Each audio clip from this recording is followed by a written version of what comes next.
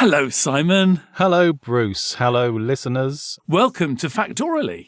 How are you all? Oh, yes, we can't... Well, No, they can hear us. yeah, but we can't hear them. Can't hear. This is not the kind of thing where they have a talkback button where they can actually go, yeah, thanks, guys, we're fine. Yes, no, we're not at work. We don't have a man on the other side of the screen asking us to do another take. It's just us. Yes. Can you just emphasize orally a bit more? Yes, emphasize the fact rather than the orally. And is it orally or orally? Oh, well, this is an ongoing debate, isn't it? I'm so glad that we have the sort of listenership who will recognise the difference between orally and orally. Exactly. Without having to explain that. Yes. Well done, everyone. Well Thank done. you very much. So we often tackle the small subjects and we often tackle the big subjects. Yeah. I think we thought this was going to be a small subject. Yes. And it turned out to be a big one. I thought this was going to be sort of a size 5. It's turned out to be a size 13.5. There's a lot of material here. It lasts and lasts and lasts. So what are we talking about on this week's episode, Bruce? Shoes.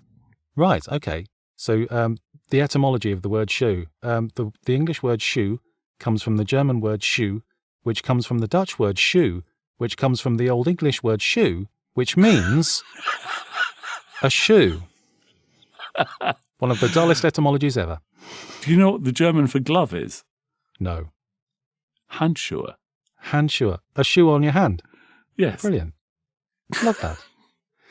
Shall we go back a bit in time? Go on then. We've known that people have worn shoes for about 6,000 years. That's quite a while. They probably have worn them before that as well, but we're certain. We found a pair of flip-flops, basically. You personally went and found a pair of flip-flops. which I will now call thong sandals because that's technically what they are. Is that right? Yes. And they were sort of made from all sorts of things, made from leaves, animal skins, bark, just lots and lots and lots of different things that you could make footwear out of, basically to stop your feet from getting hurt by whatever was underneath your feet. Yes, whether that was rocks or animals that bite or spiky plants, whatever. Yes. I mean, it's a bit sketchy because, frankly, they're all made of stuff that degrades and decays and decays and vanishes from sight. Yeah. And then you get into like the medieval type of shoe. You look at Blackadder and you sort of see the, shoes that are, there were some shoes up to like 4 feet long. Good grief. I mean, that's, in medieval terms, that's almost a whole person. I know. But what they did was they curled the toe up. Yes. So that it was only 4 feet long when fully extended. Right. So I'm sort of picturing a very comical jester-like curly-toed shoe. Yes, exactly.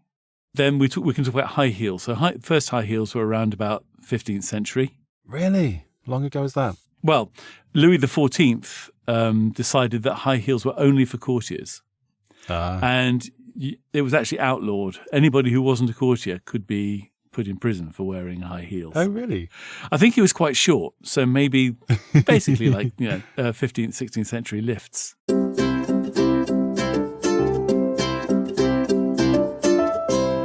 And, shoes just sort of bobbled along nicely until sort of the 1800s when people decided what we should do is we should make a shoe for your left foot and make a shoe for your right foot because they're different.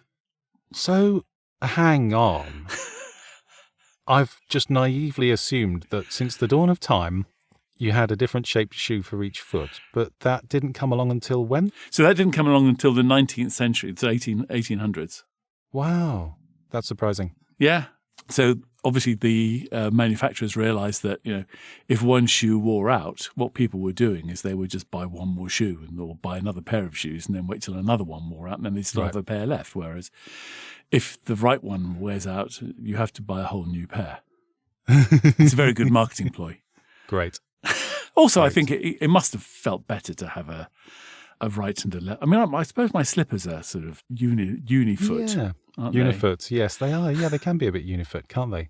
I suppose it depends on how snug and how tight they are. I mean, you sort of mentioned these thousands of year old shoes made of different materials. I saw a pair of shoes made of leather that were about 5,000 or 6,000 years old, and they did look quite individual in as much that they were handmade by the person who was going to wear them. So Yes. they hugged the shape of the foot, and therefore they automatically looked left and rightish. Well, there were a load of cobblers. So the point of a cobbler was that they would cobble together your shoes for you, and they would stitch them together from animal skins, and sometimes they inverted them as well. So you could either have the seam on the inside or the seam on the outside. Oh, they were inside-outable. Inside-outable. So yes, then we had left and right shoes, and I think we never looked back really. No, I can't imagine a type of shoe being produced now which wouldn't be left and right. There'd be an outcry. I did a little bit of research about Doc Martens. I've had a few pairs of Doc Martens over the years. I don't wear them anymore. That was a thing that happened to me in the 90s and then stopped. But I've got quite an affection for Doc Martens. And I knew nothing about them. I had no idea where they were from or their origin story. Who was Martin? Was he a doctor? Yes, he was indeed. And in fact, he was Martin's.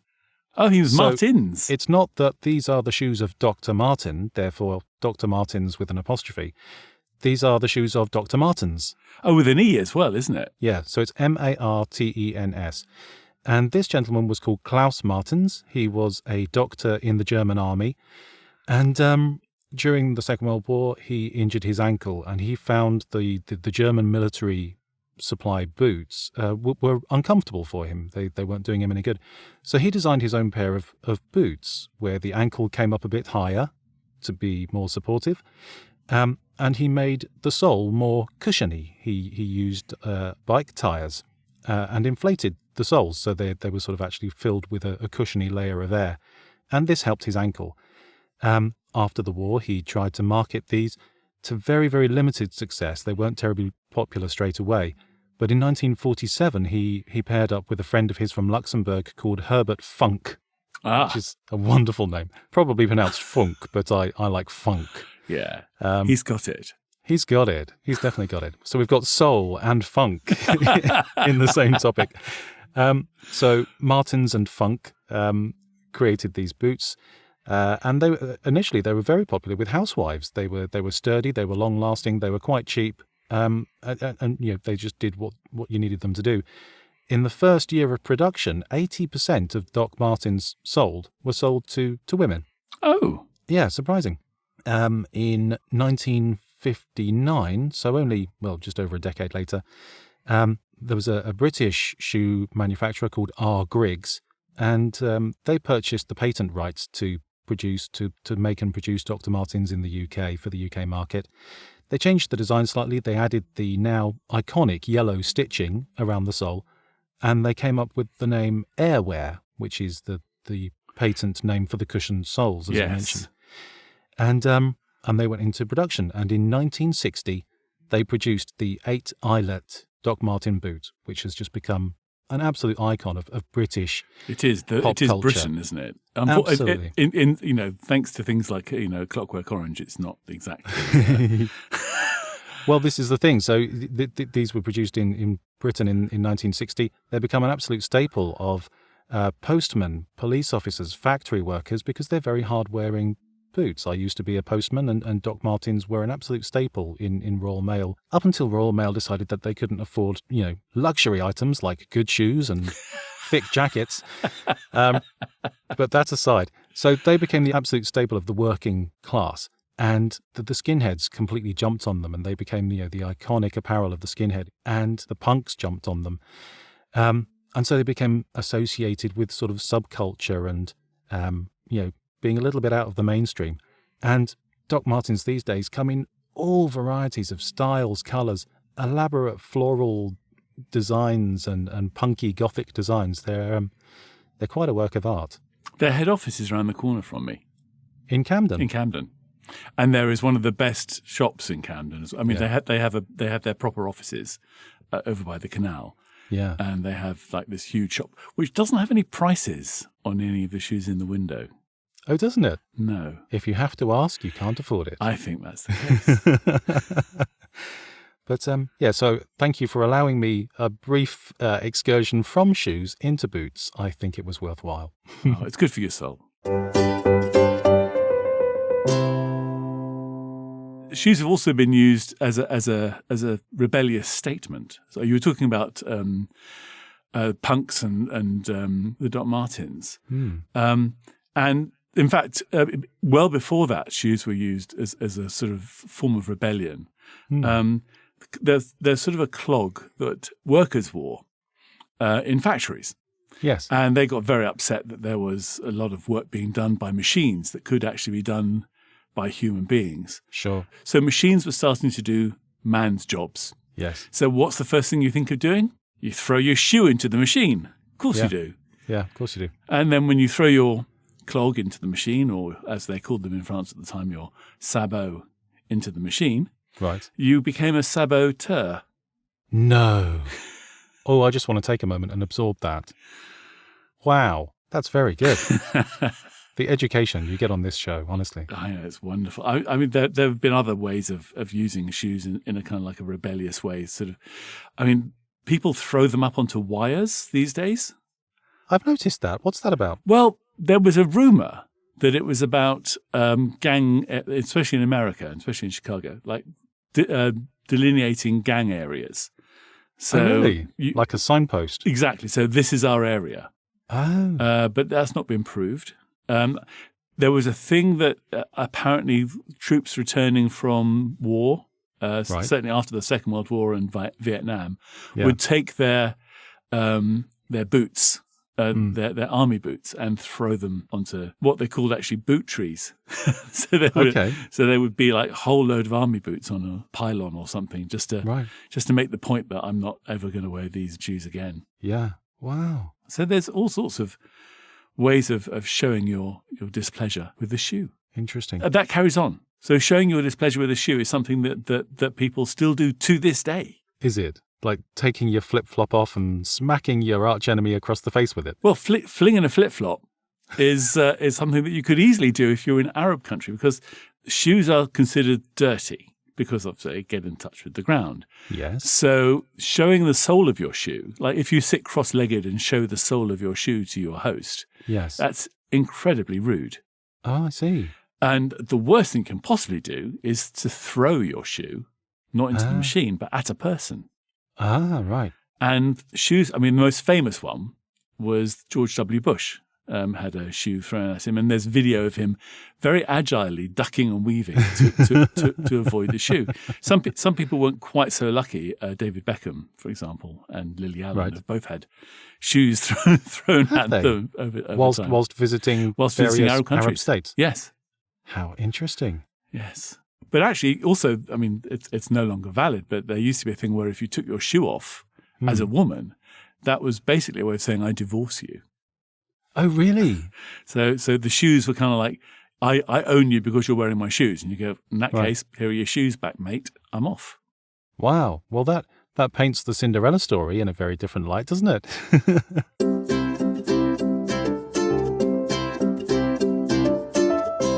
I just want to go and have a little chat about clogs, since you brought clogs up.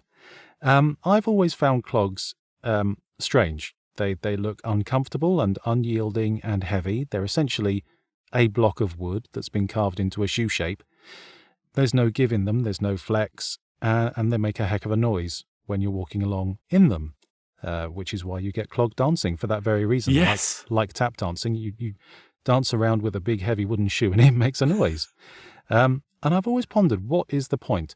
And it had never really occurred to me that they were specifically for agricultural workers working in damp, soggy climates, because they're entirely waterproof. You know, there's no stitching, there's no seam. They're not made of material that would get damp and soggy. So if you're working out in a Dutch field, for example, all day long, I always associate clogs with the Netherlands, then they are the perfect shoe. I suppose they are. They get muddy, but you just take them off and wipe them down and off you go again. So they're totally right for that setting. So clogs were, as you said about the Industrial Revolution, people throwing their clogs in the machinery, that was because clogs were the shoe of the worker at the time. Makes sense. Clogs had been around in the Netherlands, in ancient China, in Greece even, for forever. They came into this country around 1400, And almost instantly, people started using them for dancing. I had no idea that clog dancing was such a big thing in this country. Again, Netherlands, sure. But in the UK, Wales, and particularly Lancashire, has a really, really thriving clog dancing community, which I had no idea about. I think that's fascinating. But yeah, so this single block of wood turned into a shoe. Around 1500, they started making a variation of it, which was in two parts. So the heel and the toe were wooden, with a leather bit in between to make them a bit more flexible. And dancing with those shoes is where the dance term heel and toe comes from, because the heel and the toe were the bits that made the noise as you were dancing. And there are professional clog dancing championships around the world. I guess there's YouTube videos of this stuff, is there? Oh, you have no idea how many YouTube videos I've watched on this bit of research, Bruce. It's more than one. And some people in the professional clog dancing world, they started adding little bits of iron to the heel and the toe so that as they were dancing, they would shoot sparks across the stage and it would look flamboyant and impressive. And that is what gave rise, essentially, to tap dancing, because a tap shoe has a bit of metal on the heel and the toe. Yes. But all of that, you think what a massive part of the entertainment world tap dancing is. All of that came along because of agricultural workers in the 1400s wearing wooden shoes that were waterproof. Isn't that great? Well, I'm blowed. So am I, actually. But there's been all sorts of uses of shoes for dance. I mean, ballet shoes. A perfect example of, and actually ballet shoes are made on the inverse method. So you stitch them up so that the stitching's on the outside generally. They sort of turn them inside out, don't they? Partway through the procedure of making them. Yeah. Yes. So they put a little piece of something hard in the toe so that you can go on point and things like that. Yeah. But ballet shoes have been around for a long time. Have they? How long? So ballet shoes have been around since the 1680s. Huh. I mean, they generally had heels initially. Right, okay. But the first non-heeled ballet shoes came out in about sort of the 1850s. Right, okay. And that made it much easier to dance much more elegantly rather than having that high heel to deal with. Yeah, sure. I remember being at school in the 1980s, shows my age, and the battle between Reebok and Nike or Nike, depending on how you're disposed, was absolutely raging. You were very firmly one or the other. Yes. And I remember Nike just having the edge and just being a bit cooler because they were American, and during the 80s, everything American was cool. Yeah. But Reebok have been around actually longer than Nike, haven't they? Much older. Nike started in about early 70s, 71, something like that. And they one of the first things that Nike did was they were looking for the perfect grippy sole. Yeah. And this guy saw I think it's his wife cooking waffles and thought, that's an interesting shape. I wonder if we could make shoe soles out from a waffle iron. So he basically got some rubber, poured it into the waffle iron, made sort of rubber waffles, and then cut it into a shoe sole shape. And that was the first, really big selling Nike shoe was the waffle. That's fantastic. I looked at the style of women's shoes, and Right. I just got lost with there was just so much. Too much. Yeah. Way too much. Yeah. But looking at like men's formal shoes, Okay, yes. which is a nice niche area, Yes. sort of you get Oxfords and Derbys. And there's a very easy way to tell the difference between an Oxford and a Derby. An Oxford has the laces going down to a V. So it's like there's Right. a V-shaped lace bit. Right. And a Derby has like two different strips of leather that you kind of bring together with the laces. I see, okay. Actually, talking of laces, do you know what the hard bit at the end of a lace is called? Oh, I used to. But the more information I put in there, the more falls out. They're actually called aglets.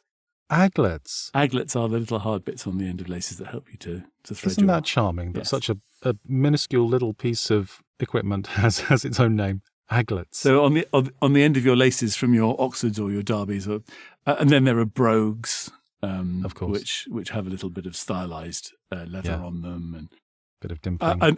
and Britain was very proud of its shoemaking abilities, and we had the whole of Northampton was was a shoe factory. Really? A massive shoe factory. And all the shoes came from Northampton. Right. I mean, all of these really well-known British brands of posh men's shoe, like Churches and Greens and Crockett & James and Lobb, all been around since like the mid-19th century, sort of 1840s to 1860s, 1870s, all making bespoke shoes. And this is an art which is dying now, where you actually have your foot measured and then you have a wooden model of your foot made from the measurements. Okay. And then they make the shoe around the wooden model of your... That's called a last. Oh, it's called a what? A last. Last. Ah.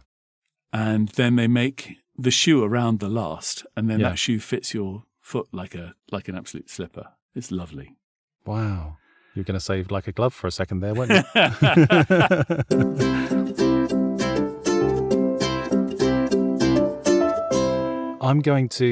I'm just going to throw a couple of world's biggest, smallest, etc., because I like that sort of thing. Okay, most expensive shoe. Ever to date. Oh, God. What, at auction or just to buy it new? It was made as a one-off. There's only one pair of these in existence. They were made bespokely for a person by a designer. These shoes cost, wait for it, $19.9 million. Sorry, that was me just hitting the desk. These are called the Moon Star shoes, and they were made by Antonio Vietri only a handful of years ago. They're made of a mixture of solid gold, 30-carat diamond, and a bit of meteorite dust from a meteorite discovered in Dubai back in 1576. And they're a pair of ridiculously glamorous women's high heel shoes. $19.9 million. Some people have too much money. I need to correct myself from a previous episode where we were talking about the predictions made in Back to the Future 2, and I said, I still don't have my power laces. Apparently, someone made power laces. In 2016, Nike actually made a pair of the shoes that are featured in Back to the Future 2. Oh, wow. Called the Nike Air Mag 2016. And these have a very small motor and batteries in the sole, and they automatically tie your laces as they did in the movie. 100 pairs of those were made, and they are going in auction for about $26,000 a pair. Goodness. So far less than the moon dust shoes. Didn't they try and make them for sort of people who were disabled, who couldn't actually tie their own shoelaces? Is that right? I believe so. That's a very good idea. Rather than just being a bit of pop culture. That's very good. The biggest ever shoe, or pair of shoes. Or was there a woman living in it? An old one who had lots of children. Yes. Not this particular pair.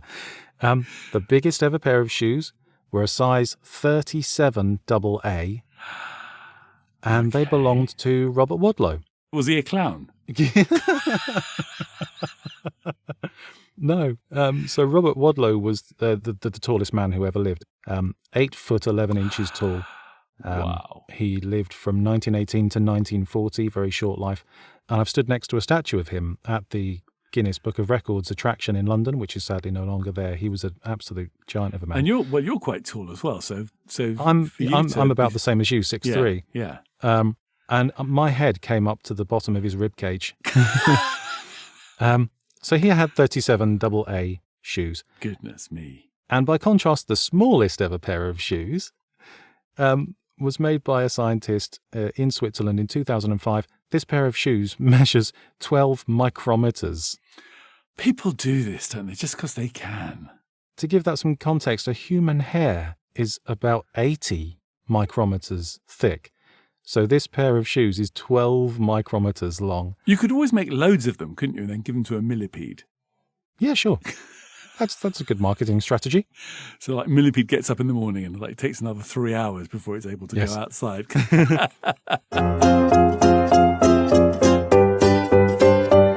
Good. Well, that's it. I'm out. I've got nothing else. Me too. This has been an amazing and interesting and you may not have found it interesting, but Simon and I found it really interesting. We think this has been an amazing and interesting and fascinating episode.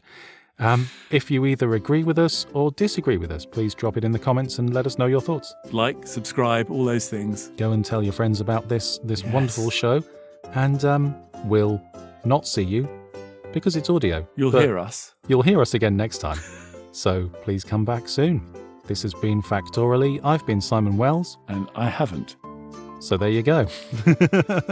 Bye now. Bye-bye.